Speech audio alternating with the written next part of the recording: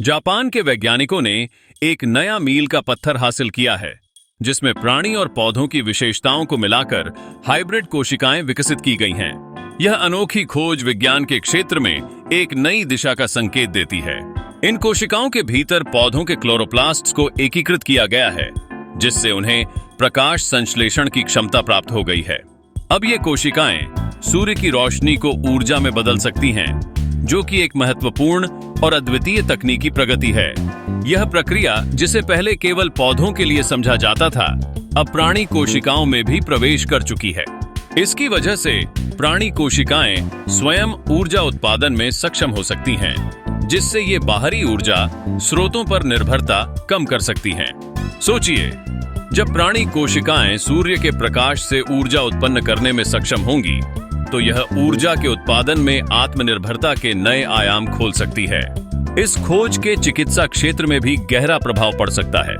Hybrid कोशिकाएं ऐसे अंगों या ऊतकों के विकास में सहायक हो सकती हैं, जो स्वयं ऊर्जा उत्पन्न करें।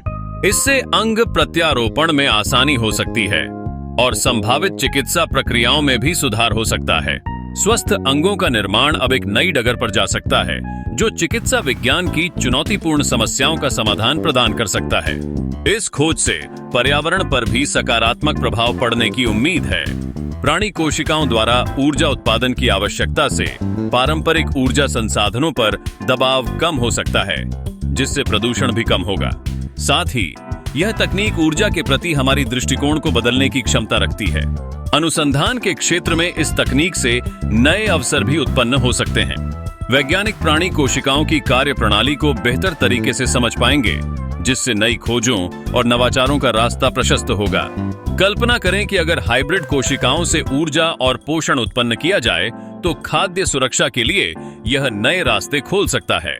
इस अद्भुत खोज का भविष्य में जीव विज्ञान और चिकित्सा में क्रांतिकारी बदलाव लाने की क्षमता है।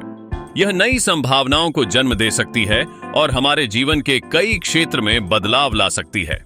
इस तकनीक का असर न केवल विज्ञान के क्षेत्र में, बल्कि हमारे दैनिक जीवन में भी महसूस किया जा सकता है।